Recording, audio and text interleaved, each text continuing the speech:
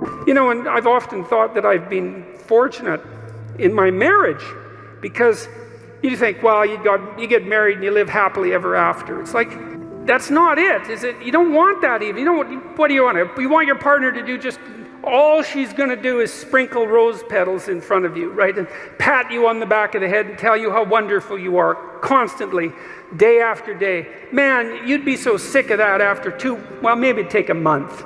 But let's say 2 weeks. Because she should be more on the side of who you could be than on the side of who you are. And if she's deluded enough or terrified enough to worship you in your current form, then, well, that doesn't say much for her. And it certainly isn't very helpful for you. You want someone that's going to get in the way now and then, and to contend with. And I've been fortunate in my marriage because I have someone to contend with. We have our discussions, and they're not easy. Well, partly because we have hard problems to solve, because life is full of hard problems. I want someone who will stand up, and have her say, even if it's not what I would say. And maybe I'm even willing at times, because she's quite intuitive and a good dreamer, and I'm more facile verbally. And so we have to be careful in our relationship, because if I'm in a particularly ornery mood and she has something to say, I can usually slice up her arguments verbally, and that's fine as far as I'm concerned, because I get to win. But it's stupid. Well, it's stupid. It's, first of all, that doesn't mean I'm right.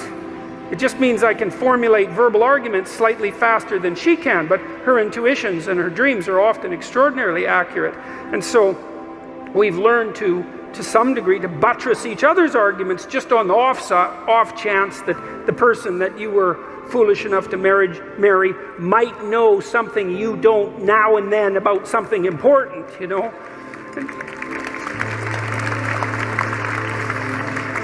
And so what do you want? Well, you want someone to contend with. And then it's an adventure, and then you have someone that you love and that you respect. And that's not a bad combination for longevity of relationship. And then maybe if you have someone that you love and respect and that you can communicate with, then your children also love and respect her or him. And then that's pretty good for them, because they've got some parents that they could love and respect. That's a good combination. It solidifies their life.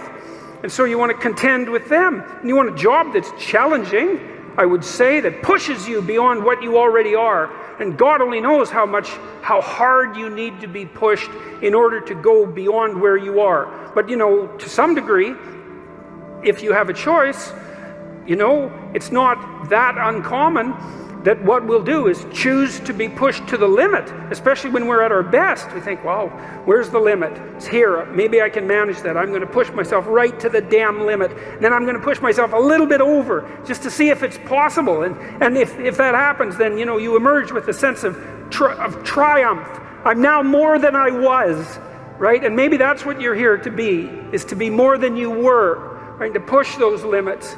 And to do that, you contend with the world. You wrestle with God.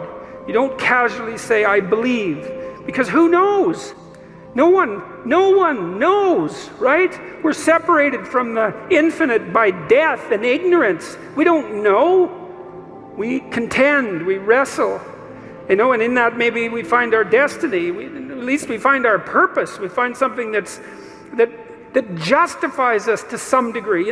If I'm awake at night wondering, and I think, God, I pushed myself as far as I could in this effort, whatever the effort that I'm considering happens to be. I pushed myself. I don't have a weight on my conscience because I let something go or I failed to accomplish something. I mean, I do often have those sorts of weights. I'm talking about the rare times when I don't.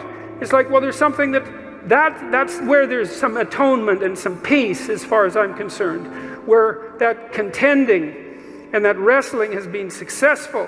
And I would say that insofar as you're deeply involved in that, like completely involved in that, thoroughly involved in that, then you have the right to say that you believe in God.